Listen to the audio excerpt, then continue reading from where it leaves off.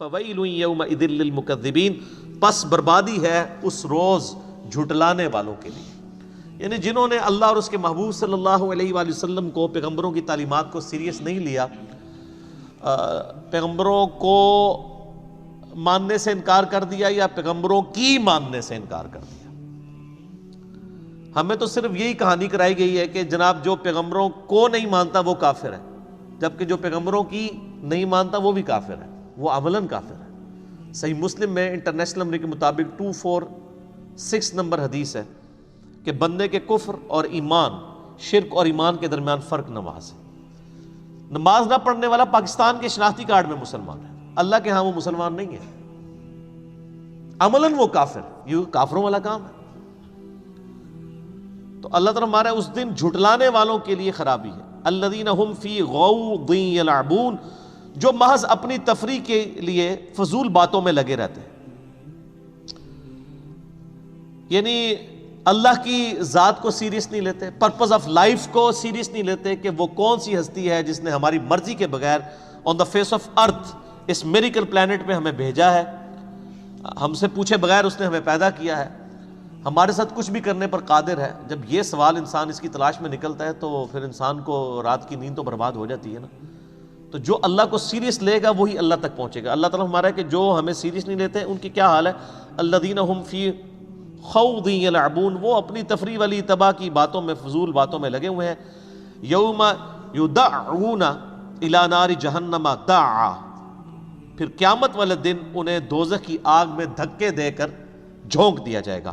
ہذہ النار التی کنتم بہا تکذبون، یہ ہے وہ آگ جس کو تم دنیا میں جھٹلایا کرتے تھے۔ جھٹلانا صرف یہ نہیں ہوتا کہ ایک شخص کہے جی میں آخرت کو نہیں مانتا، میں دوزخ کو نہیں مانتا۔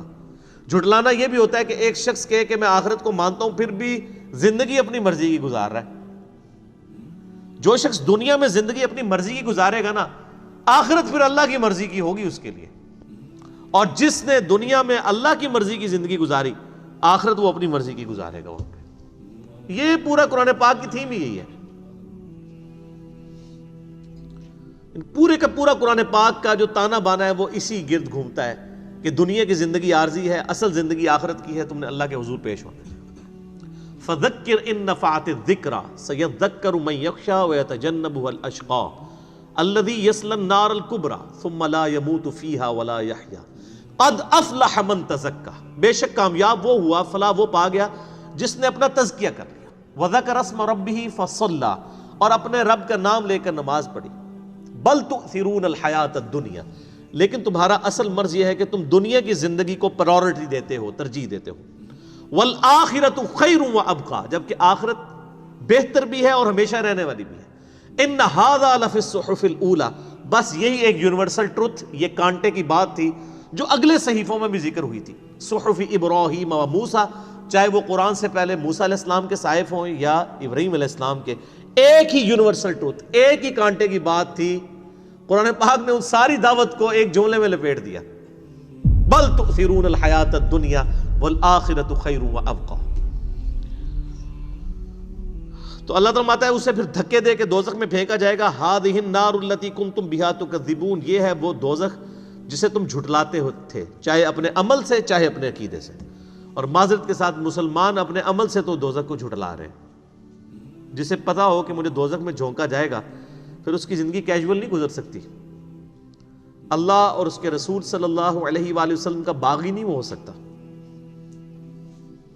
افسحر ھذا، کیا یہ جادو ہے، ام انتم لا تبصرون، یا تمہیں کچھ نظر ہی نہیں آ رہا۔ یعنی اللہ تعالیٰ کی طرف سے یہ ایک ٹانٹ والی، تانے والی بات کی جائے گی کہ دنیا میں تو یعنی تم قرآن کا مذاق بھی اڑا دیا کرتے تھے، آخرت کے بارے میں تمہارا بڑا کیجول ایٹیچیوڈ تھا، تو آپ بتاؤ یہ جادو ہے؟ جب ہمارے نبی علیہ السلام تم پر آیات پڑھا کرتے تھے تو تم کہتے ہیں یہ تو اگلے لوگوں کی کہانی ہے، یہ تو جادوگر ہے، یہ مجنون ہے۔ تو یہ جادو ہے، اب تو فزیکلی آگ سامنے نظر بھی آ گئی۔ آپ دیکھیں اللہ تعالیٰ کی اتنی مہربانی ہے کہ اس نے مرنے سے پہلے آخرت کی ویڈیو چلا دی ہے کہ آخرت میں یہ کچھ ہونا ہے۔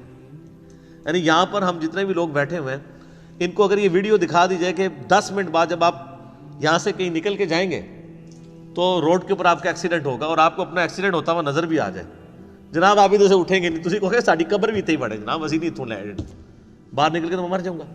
اور آخرت کی ویڈیو چلائی جا رہی ہے لیکن لوگ کیجول لائف گزار رہے ہیں۔ اس سے بڑی مثال میں دیتا ہوں، یعنی دنیا میں ابھی یہاں پہ جتنے بھی 60-70 قریب لوگ بیٹھے ہیں، میں کہوں جی میں نے ایک گولی چلانی ہے، ایک گولی جس کو بھی لگ جائے، میں کہتا ہوں جی 1000 بندہ بھی بیٹھا ہو نا سامنے اور میں کہوں میں نے ایک گولی چلانی ہے جس کو بھی لگ جائے، تو کوئی شخص نہیں سوچے گا کہ یار 1000 بندے ہیں منو ہی لگنی ہے آگے، کسی اور نہیں لگے گی، یار تھوڑے اور بندے بیٹھے نے،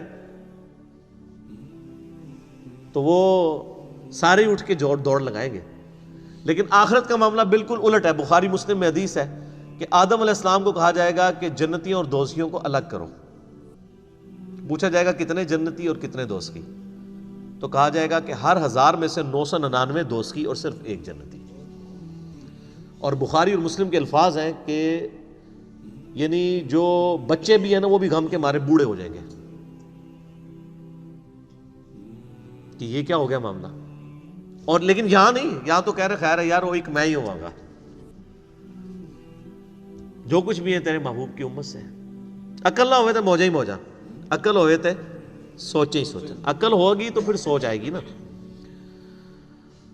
اصلوہا فاصبروا او لا تصبروا سواء علیکم، اب چلو اس دوزخ میں، چاہے صبر کرو یا نہ کرو تمہارے لیے دونوں برابر ہیں، تمہارے پاس کوئی چارہ نہیں ہے نا، کیا کرو گے؟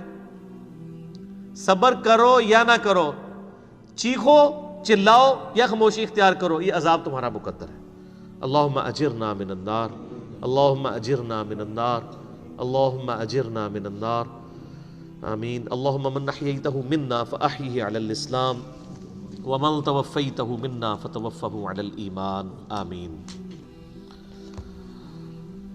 انما تجزون ما کنتم تعملون، تمہیں تو بدلہ صرف اسی چیز کا دیا گیا ہے جو تم دنیا میں کیا کرتے تھے، یعنی اللہ نے کوئی تم پر ظلم نہیں کیا، اپنیاں کیتیاں آگے آ گئی ہیں جنہوں پنجابی جیسی کہنے نا، تمہارے اپنے ہی اعمال تمہارے سامنے آ گئے۔ ان المتقین فی جنات و نعیم، اب سائملٹینیس کنٹراسٹ آ رہا ہے، یہ تو یعنی دوستیوں کا ذکر تھا، اب اہل تقوی کا، جو اللہ کے خوف کی وجہ سے، جنہوں نے زندگی میں بڑا اللہ تعالیٰ کو سیریس لیا، ہر معاملے میں کرٹیکلی چیزوں کو دیکھا کہ کہیں اس سے خدا ناراض نہ ہو جائے اور ان چیزوں سے بچے، ڈر اختیار کیا، ایسے متقی لوگ فی جنات و نعیم، باغوں میں ہوں گے اور اللہ کی نعمتوں میں، فاکہین بما آتاہم ربہم، وہ خوب مسرور ہو رہے ہوں گے، خوش ہو رہے ہوں گے ان نعمتوں پہ جو انہیں ان کے رب نے دی ہوں گی، ووقاہم ربہم عذاب الجحیم، اور سب سے بڑی نعمت یہ کہ ان کا رب ان کو بچا لے گا دوزخ کے عذاب سے۔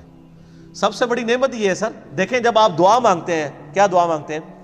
ربنا آتینا فی الدنیا حسنہ وفی الآخرۃ حسنہ، اے اللہ ہمیں دنیا میں بھی بھلائیاں عطا فرما اور آخرت میں بھی، وقنا عذاب النار، اور آخرت کی سب سے بڑی بھلائی عطا فرما کے دوزخ کے آگ سے بچا لے۔ یعنی آخرت کی سب سے بڑی کامیابی جو ہے وہ دوزخ کی آگ سے بچنا ہے۔ جنت کی نعمتوں والا تو معاملہ ہی، تو جس نے دوزخ کا عذاب دیکھ لیا وہ تو کہے گا یا اللہ مجھے جنت میں نہ بھی بھیج، دوزخ سے نکال لے تو میرے لیے یہی جنت ہے۔ تو اللہ تعالیٰ فرماتا ہے سب سے بڑا تو ان کے لیے اللہ کا رحم اور اللہ کی نعمت یہ کہ انہیں دوزخ کے عذاب سے بچا لیا جائے گا۔ کلوا واشربوا ہنیئا بما کنتم تعملون، کھاؤ پیو خوب مزے لے کر ان نیکیوں کے بدلے میں جو تم دنیا میں کیا کرتے تھے، وہ اعمال، یعنی اعمال کے بدلے میں جنت ملی۔ اچھا قرآن پاک میں آپ دیکھیں بار بار ذکر ہوا ہے، جب بھی جنت کا ذکر ہوا ہے، آخرت کا ذکر ہوا ہے تو عمل کے ساتھ، لیکن ہمیں بالکل الٹی کہانی کرا دی گئی ہے، ہمیں کبھی عمل کی طرف نہیں ترغیب دلائی گی، شفاعت یعنی بزرگ، پتہ نہیں کیا کیا الفاظ، یعنی کیا کیا ڈاکٹرائن کھڑی کر دی ہیں۔ قرآن پاک بغیر عمل کے بات ہی نہیں کرتا، لیکن یہ بھی یاد رکھیے کہ محض عمل بھی کافی نہیں ہے، عمل میں بھی کمزوری رہ جاتی ہے، اللہ کی رحمت بھی کمپنسیشن کے لیے ضروری ہے، کیونکہ صحیح بخاری اور مسلم کی حدیث ہے، متفق علیہ حدیث ہے کہ کوئی شخص بھی محض اپنے اعمال کی بنیاد کے اوپر جنت میں نہیں جائے گا۔ یعنی یہ نہیں آپ نے فرمایا کہ اعمال نہیں کرنے، یہ کہا کہ اعمال کرنے کے بعد بھی تکبر کا شکار نہیں ہونا، خدا سے بے نیاز نہیں ہونا کبھی بھی، وہ اللہ ہی ہے جو بے نیاز ہے سب سے۔ تو کوئی بھی شخص محض اپنے اعمال کی بنیاد پہ جنت میں داخل نہیں ہوگا جب تک کہ اللہ کی رحمت شامل حال نہ ہو۔ تو ایک صحابی نے بڑی جرأت کر کے حضور سے پوچھ لیا، کیونکہ 295 سی نہیں تھی لگی ہوئی ادھر، یا رسول اللہ آپ بھی؟ یہ آج کا کوئی مسلمان پوچھ سکتا ہے حضور سے؟ سر یہی فرق ہے، یعنی جو دین کتابوں میں وہ اور ہے اور جو دین بابوں میں ہے وہ اور ہے۔ یہاں تو آپ امام مسجد سے نہیں پوچھ سکتے کہ سر تنخواہ تو آپ کی 10,000 ہے، یہ گاڑی کہاں سے نکلوائی ہے آپ نے؟ پوری زندگی بھی 10,000 جوڑتے رہے تو آپ یہ گاڑی نہیں نکلوا سکتے۔ اور نبی علیہ السلام سے پوچھا گیا یا رسول اللہ آپ بھی؟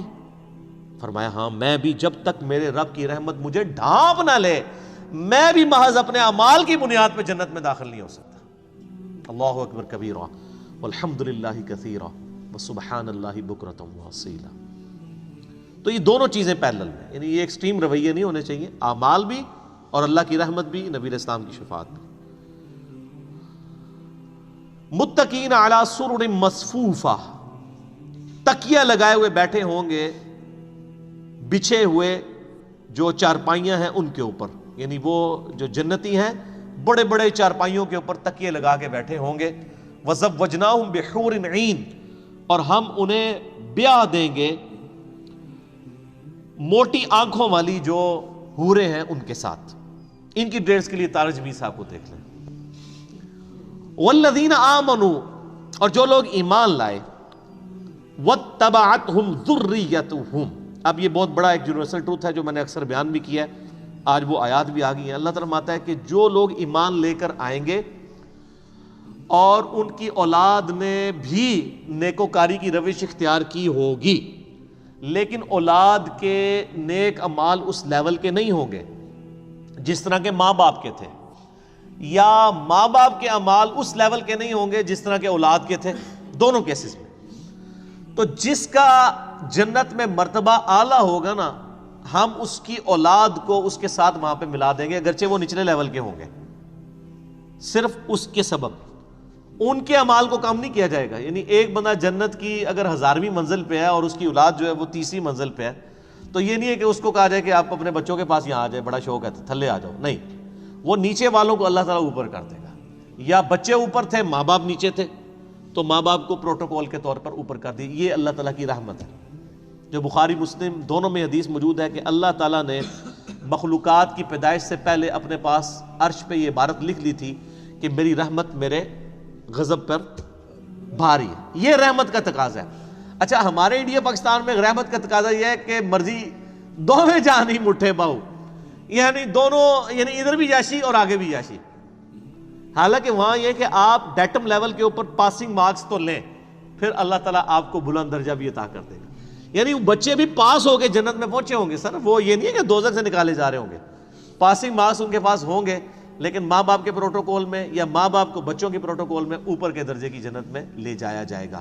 یہ بہت بڑی اللہ تعالیٰ کی طرف سے کرم نوازی ہے، یہ اس کا ذکر ہے۔ والذین آمنوا، جو لوگ ایمان لائے، واتبعتہم ذریتہم بھی ایمان، اور ان کی اولاد نے بھی ایمان کے ساتھ ان کی اتباع کی، الحقنا بہم، ہم الحاق کر دیں گے، ملا دیں گے، ذریتہم، ان کے ساتھ ان کی اولاد کو، وما التناہم من عملہم من شیء، اور ہم ان جو ماں باپ ہوں گے جن کا اونچا درجہ ہوگا ان کے اعمال میں سے کوئی کمی نہیں کریں گے، بلکہ ان کی اولاد کے مرتبے کو بڑھا کے ان تک کر دیں گے۔ کل امرئ بما کسب رہین، ہر شخص اس چیز کا اسیر ہوگا جو اس نے دنیا میں اعمال کیے ہوئے ہوں گے، یعنی اعمال کے مطابق۔ یعنی اگر کوئی جنت میں پہنچا ہے تو اپنے اعمال کے سبب، اگر کوئی دوزخ میں جکڑا ہوا ہے تو اپنے اعمال کے سبب، اپنے اعمال کا گروی ہوگا۔ یہ رہین کا صحیح اپروپریٹ ٹرانسلیشن بنے گی گروی۔ اگر اس نے اچھے اعمال کیے ہوئے ہیں تو وہ اچھے اعمال کے سبب جنت میں پہنچ جائے گا، اور اگر برے اعمال کیے ہوئے ہیں تو برے اعمال کے سبب دوزخ میں پہنچ جائے گا، والعیاذ باللہ تعالی۔